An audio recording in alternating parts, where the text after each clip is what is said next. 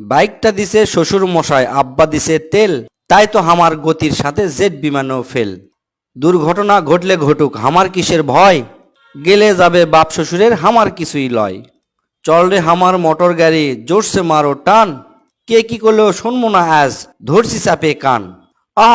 কি মনোরম গায়ের একা বেকা রাস্তা, 100 কিলো ঘুরে আসে কর্ম আজ নাস্তা। এমন গতির তোল মোড়ে আজ হামার গতি দেখে, থমকে যাবি পথের পথিক, পথ চলা রেখে। গতির চোটত কাঁপিচ্ছে মানুষ, উড়িচ্ছে পথের ধুলা, তিরিং বিরিং করে লাফাচ্ছে পথের ধারের বান্দা ছাগলগুলা। গতি আরো বাড়িয়ে দিলাম, পথটা পেয়ে সরু, হঠাৎ দেখি সামনে আমার বিশাল একটা গরু। ধাক্কা লাগে হুন্ডা, হামার পড়লো গিয়ে খাদে, আমার তখন হুঁশ আসলো না, ফিরছে দুদিন বাদে।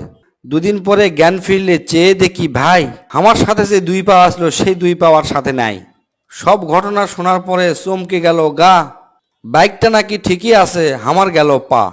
আমার শখের বাইকে এখন অন্য মানুষ চড়ে, পা হারিয়ে কান্দি আমি বন্দি হয়ে ঘরে। ঘরে বসে ভাবি যদি পাটা পেতাম ফিরে, তিরিং বিরিং ছেড়ে আমি বাইক চালাতাম ধীরে। মন রে বলি মন, যদি তুই বুঝতি 2 দিন আগে, তবে কি তোর পা হারিয়ে পঙ্গু হওয়া লাগে। স্যার কেঙ্কা আছে স্যার?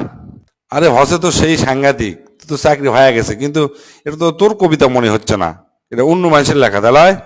স্যার ফেসবুকে দেখছো না, ফের দেউস না কি এবার নাম, যাই হোক আমার ভালো লাগছে থেকে মুখস্থ করে থুছি। এখন কেঙ্কা আছে কন, আমি আমার চাকরি হবে কিনা সেটা কন। যে সুন্দর করে কচু, আর মানুষে শুনে যদি না হুঁশ হয়, তোর লাগা যদি চলে, তাহলে তো যথেষ্ট। আর তোর চাকরি আমি দিয়ে দিন, যা।